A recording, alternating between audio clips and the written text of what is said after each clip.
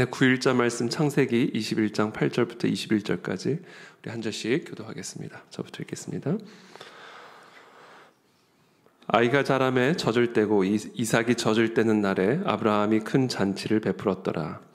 사라가 본즉 아브라함의 아들 애굽 여인 하갈의 아들이 이삭을 놀리는지라. 그가 아브라함에게 이르되 이 여종과 그 아들을 내쫓으라. 이 종의 아들은 내 아들 이삭과 함께 기업을 얻지 못하리라 하므로 아브라함이 그의 아들로 말미암아 그 일이 매우 근심이 되었더니 하나님이 아브라함에게 이르시되 네 아이나 네 여종으로 말미암아 근심하지 말고 사라가 네게 이른 말을 다 들으라. 이삭에게서 나는 자라야 네 씨라 부를 것임이니라. 그러나 여종의 아들도 네 씨니 내가 그로 한 민족을 이루게 하리라 하신지라. 아브라함이 아침에 일찍 일어나 떡과 물 한 가죽 부대를 가져다가 하갈의 어깨에 메워주고 그 아이를 데리고 가게 하니 하갈이 나가서 브엘세바 광야에서 방황하더니 물이 떨어진지라. 그 자식을 관목 덤불 아래에 두고 이르되 아이가 죽는 것을 참아 보지 못하겠다 하고 화살 한 바탕 거리 떨어져 마주 앉아 바라보며 소리내어 우니 하나님의 사자가 하늘에서부터 하갈을 불러 이르시되 하갈아 무슨 일이냐 두려워하지 말라. 하나님이 저기 있는 아이의 소리를 들으셨나니 일어나 아이를 일으켜 네 손으로 붙들라. 그가 큰 민족을 이루게 하리라 하시니라. 하나님이 하갈의 눈을 밝히셨으므로 샘물을 보고 가서 가죽 부대에 물을 채워다가 그 아이에게 마시게 하였더라. 하나님이 그 아이와 함께 계심에 그가 장성하여 광야에서 거주하며 활 쏘는 자가 되었더니 그가 바란 광야에 거주할 때 그의 어머니가 그를 위하여 애굽 땅에서 아내를 얻어 주었더라. 아멘.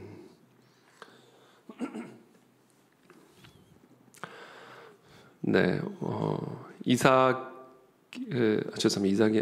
낳았죠. 아브라함이 이삭을 낳고 이 이삭이 이제 이 사라의 젖을 떼고 성장할 때에 그날 이제 아브라함이 큰 잔치를 이제 이삭을 위해서 베풀게 됩니다. 근데 가만히 보니까 사라가 가만히 보니까 이 아브라함의 아들이죠. 애굽 여인 하갈의 아들 이 이스마엘이 이 사라의 아들을 놀리는 그런 광경을 이제 사라가 보게 되는 겁니다. 그가 아브라함에게 이르되 이 여종과 그 아들을 내쫓으라. 이 종의 아들은 내 아들 이삭과 함께 기업을 얻지 못하리라. 이제 그러자 이 사라가 이제 아브라함에게 아주 강하게 강청을 합니다. 이 여종, 이 하갈과 이 하갈의 아들 이스마엘을 이 집에서 내쫓으라. 이 종의 아들은 내 아들 이삭과 함께 기업을 얻지 못하리라. 아브라함이 이제 그 이야기를 듣고는 이제 이스마엘을 이제 내쫓아야 하기 때문에 이제 근심을 하게 되는 것이죠. 그때 하나님이 아브라함에게 말씀하십니다. 네 아이나 네 여종으로 말미암아 근심하지 말고 사라가 네게 이른 말을 다 들으라. 이삭에게서 나는 자라야 네 씨라 부를 것임이니라. 그 하나님이 아브라함에게 이제 근심하고 있는 아브라함에게 근심하지 말고 사라의 강청대로 하갈과 그의 아들 이스마엘을 그 집에서 내쫓으라 이렇게 말씀을 하시죠. 그러면서 하나님이 덧붙여서 이렇게 말씀하십니다. 그러나 여종의 아들도 네 씨니 내가 그로 한 민족을 이루게 하리라 하신지라. 이 하갈을 통해서 나온 이 이스마엘도 아브라함의 씨이기 때문에 하나님께서 그 씨를 통해서 민족을 이루겠다. 그러나 약속의 민족, 하나님이 지금 이 이삭을 통해서 이루고자 하시는 그 약속의 아들은 아니기 때문에 이 집안에서 추방함으로 분리를 시키되, 그러나 하나님이 그 이스마엘을 통해서도 아브라함의 씨인 이스마엘을 통해서도 한 민족을 이루시겠다 이렇게 약속을 하는 것이죠. 그래서 14절에 아브라함이 하나님의 명령대로 이제 순종을 합니다. 믿음의 선택을 하는 것이죠. 아침에 일찍 일어나 떡과 물 한 가죽 부대를 가져다가 하갈의 어깨에 메워주고 그 아이를 데리고 가게 하니 하갈이 나가서 브엘세바 광야에서 방황하더니 하루아침에 집에서 내쫓김을 당했으니 이 하갈과 이스마엘의 처지가 너무나 비참한 상황인 것이죠. 지금 브엘세바 광야에서 방황을 하고 있을 때 가죽 부대에 물이 떨어지게 됩니다. 이 물이 떨어지게 되면 광야에서 죽을 수밖에 없는 것이죠. 그래서 그런 정말 비참한 상황 속에서 이 어린아이가 또 이 하갈이 하나님 앞에 소리를 내어 울기 시작합니다. 17절에 하나님이 그 어린아이의 소리를 들으셨으므로 하나님의 사자가 하늘에서부터 하갈을 불러 이르시되 하갈아 무슨 일이냐 두려워하지 말라 하나님이 저기 있는 아이의 소리를 들으셨나니 일어나 아이를 일으켜 내 손으로 붙들라 그가 큰 민족을 이루게 하리라 하시니라. 하나님의 이 약속이 하갈에게도 임하게 됩니다. 얼마나 기뻤을까라는 생각이 듭니다. 이런 비참한 상황 가운데 있지만 하나님이 이 하갈을 통해 또 이스마엘을 통해 앞으로 큰 민족을 이루시겠다라고 하는 이 약속의 말씀을 들었을 때 이 하갈과 이스마엘의 눈이 밝아졌을 것이다. 마침 그 하갈의 눈이 밝아지고 샘물을 보게 되고 가서 가죽 부대에 물을 채워다가 그 아이에게 이제 그 물을 마시게 함으로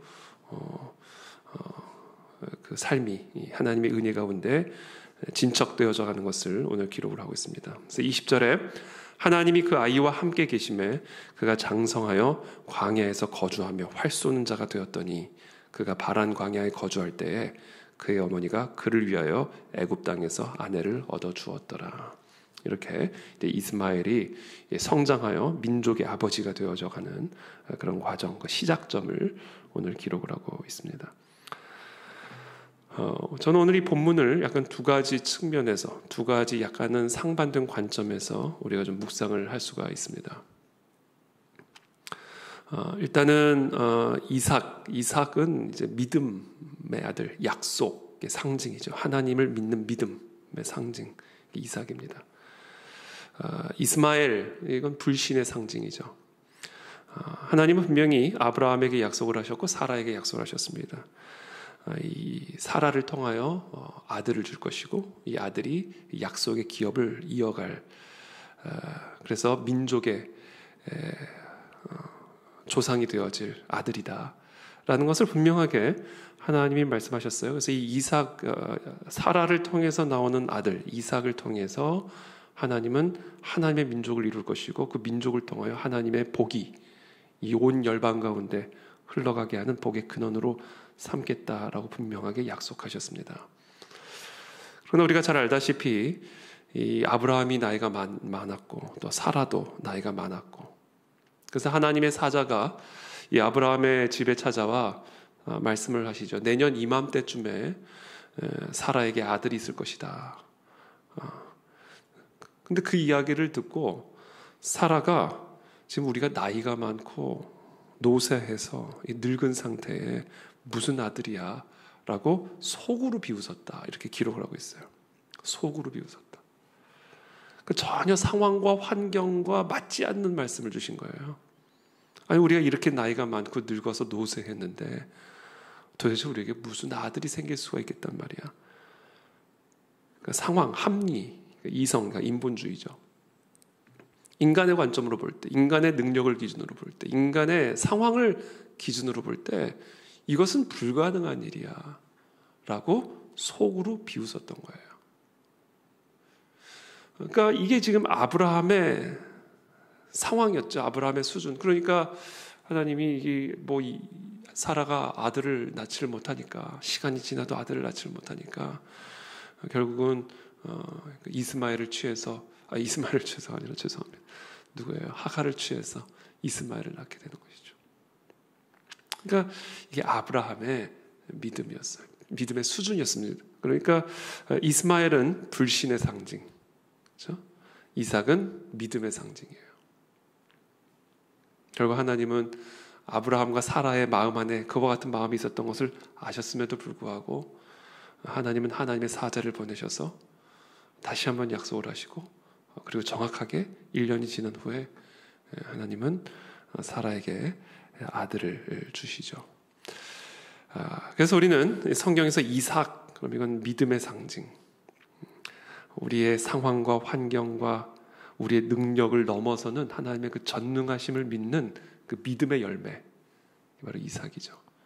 반면에 이스마엘은 우리의 능력, 우리의 상황, 인간의 관점, 인간의 기준에 갇혀 있는 불신의 열매. 이게 바로 이스마엘입니다. 네, 여러분, 우리는 인정해야 됩니다. 우리 안에 이와 같은 불신앙과 믿음이 항상 갈등을 하고요. 불신앙이 믿음을 조롱합니다. 마치 하갈의 아들 이스마엘이 막 젖된 이삭을 놀렸듯이 연약하고 미약하고 이제 막 젖된 이삭을 조롱하듯이, 야, 너 그게 뭐냐? 그래서 뭐 약속의 자녀가 되겠냐? 이제 젖을 때 가지고 무슨 민족을 이루겠냐? 네 상황을 봐라, 네 수준을 보라, 네 연소함을 보라, 네 힘을 보라. 당시 이스마엘은 소년이었겠죠. 이삭은 이제 막 젖된 아기 불과한 것이고. 그래서 언제나 우리 안에는 이 불신앙과 이 믿음이 있는데, 우리는 기억해야 돼. 이 불신앙이 믿음을 조롱합니다. 인간의 합리성이 하나님의 약속을 조롱합니다. 인간의 강함이 하나님의 미련함을 조롱해요. 그때 하나님이 말씀하시는 거예요. 불신앙을 쫓아내라. 너의 신앙을 조롱하는 그 조롱을 대적하라. 끊임없이 우리의 귓가에 들려오는, 야, 네가 뭐를 하겠냐? 너의 그 연소함을 보라. 너의 그 연약함을 보라. 이제 젖된 네가 무슨 민족의 아버지가 되겠느냐? 그렇게 늙고 그렇게 노쇠하고 그렇게 나이가 많아서 무슨 아들을 낳겠느냐? 너희의 상황을 보라. 이런 상황 속에서 무슨 민족의 아버지가 되겠느냐? 민족이 나오겠다고 너희의 가문을 통해서. 자, 이와 같은 이 조롱이 우리 가운데, 우리의 속사람 가운데 있을 수가 있습니다. 그래서 오늘은 하나님은 명령하시는 거예요. 내 쫓아라. 그런 불신을 대적하라. 그런 조롱을 대적하라. 하나님은 돌로도 아브라함의 자손을 만들 수 있는 분이시다. 하나님은 먼지로도 민족을 이루실 수 있는 분이시다. 하나님에게는 불가능한 것이 없으시다. 나이가 많고 노쇠하여도 하나님은 아들을 주실 수 있는 분이다. 그리고 그 아들을 통해서 민족을 이루실 수 있는 분이다. 마른 뼈를 통해서도 하나님은 하나님의 군대를 이루실 수 있는 분이시고, 홍해를 세숫대야의 물처럼 가르셔가지고 그 홍해 속에 길을 내실 수 있는 분이 하나님이시다. 하나님에게는 한계가 없고 하나님에게는 부족함이 없다. 그러므로 너희의 불신앙으로 하나님의 약속을 조롱하지 마라. 이건 무서운 얘기죠. 사라가 비웃잖아요. 하나님의 사자가 내년 이맘때쯤에 아들을 낳으리라. 그때 얘기하는 거예요. 내가 이렇게 나이가 많고 늙었는데 무슨 아들이야 라고 속으로 비웃었어요. 겉으로 비웃은 게 아닙니다. 근데 그때 하나님의 사자가, 사라가 왜 비웃느냐? 나 안 웃었습니다. 잡아떼잖아. 아니다, 웃었다. 무서운 이야기죠. 그래서 여러분, 좀 우리가 우리의 기준으로 하나님의 약속을 비웃지 않게 되기를 바랍니다. 조롱하지 못하게 하십시오. 하나님의 능력을 감히 인간의 정말 그 연약함으로 조롱하지 못하게 하십시오. 그 조롱을 대적하십시오. 그때 우리는 믿음의 아비요, 믿음의 어미요, 복의 근원이 되는 하나님의 놀라운 축복을 받아 누릴 수가 있게 되는 것입니다. 또 다른 측면에서 보면, 이스마엘 측면에서 좀 보면, 이스마엘도 아브라함의 씨예요.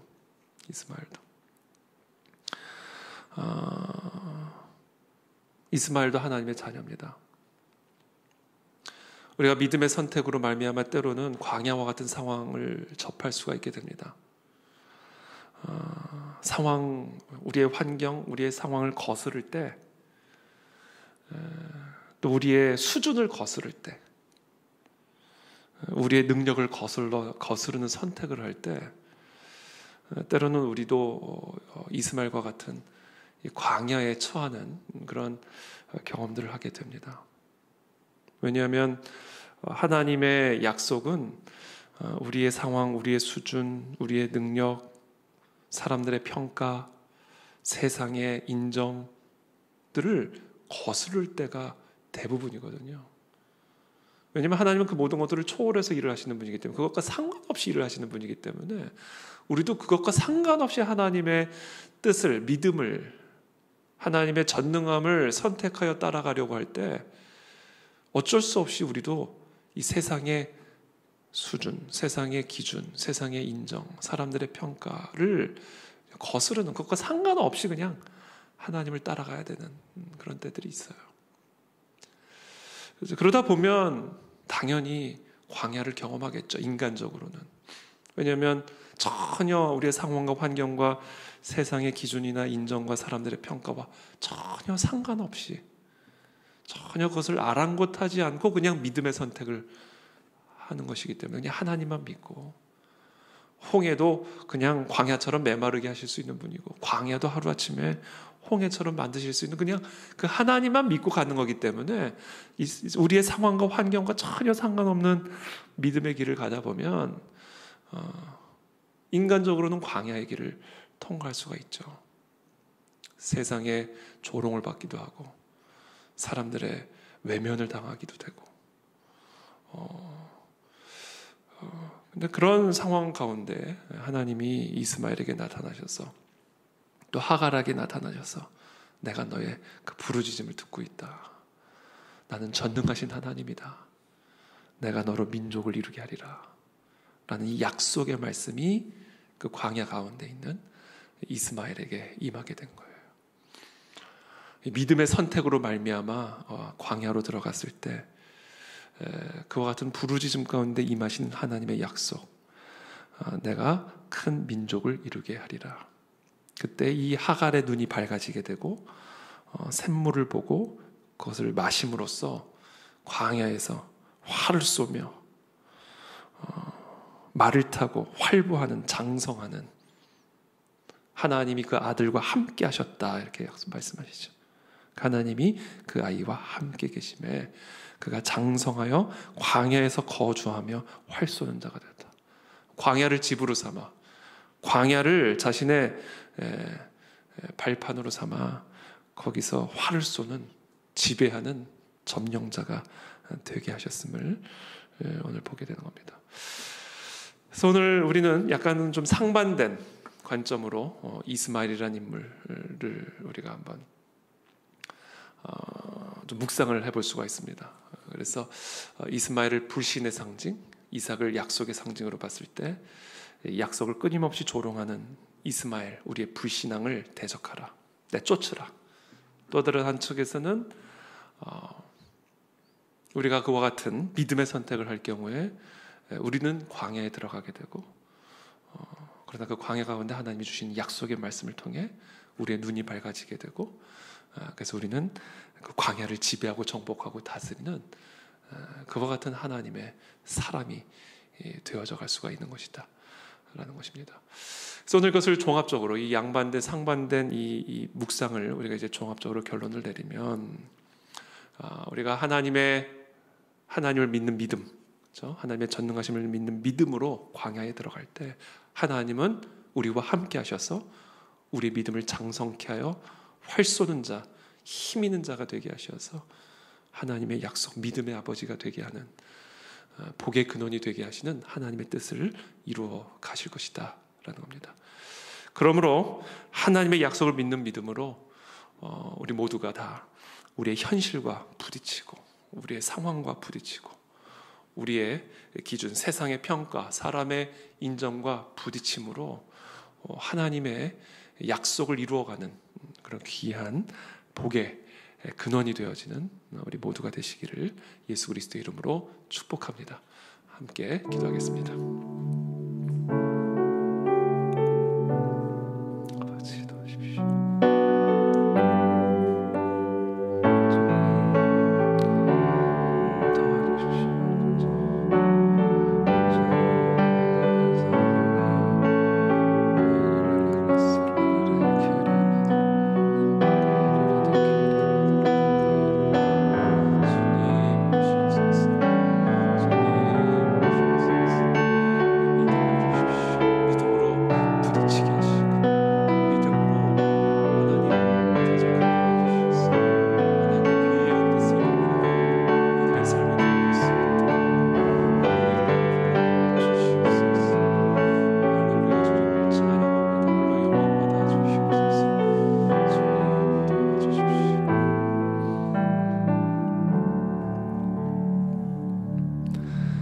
살아계신 하나님, 하나님의 그 전능하신 하나님의 그 능력, 하나님의 그 신실하신 사랑을 믿음으로 세상을 거스르고 우리의 기준을 거스르고 또 사람들의 평가를 거스르고 우리의 수준을 거스르는 그런 광야를 선택함으로 우리와 함께 하셔서 우리를 강하게 하시며 또 우리를 복의 근원으로 삼으시는 놀라운 하나님의 약속의 성취를 경험하고 누리는 모든 믿음의 성도들이 다 될 수 있도록 하나님 우리 모두에게 은혜를 베풀어 주시옵소서. 믿음의 선택과 불신앙의 조롱 가운데 마음에 근심이 있는 분들이 계신다면 오늘 이 시간 그들의 눈을 밝혀 주시어서 전능하신 하나님이 우리와 함께 계심을 보게 하여 주시고 우리의 상황과 우리의 수준과 상관없이 언제나 하나님의 약속이 신실하게 우리와 함께 하셔서 우리를 이끌어가고 계심을 믿음으로 볼 수 있게 하여 주시어서 오늘도 담대하게 그 믿음의 길을 하나님의 그 전능하심을 믿고 따라가는 그 길을 걸어 나아가는 우리 모든 성도들이 될 수 있도록 우리 모두를 축복하여 주시옵소서. 예수 그리스도 이름으로 축복하며 기도합니다. 아멘.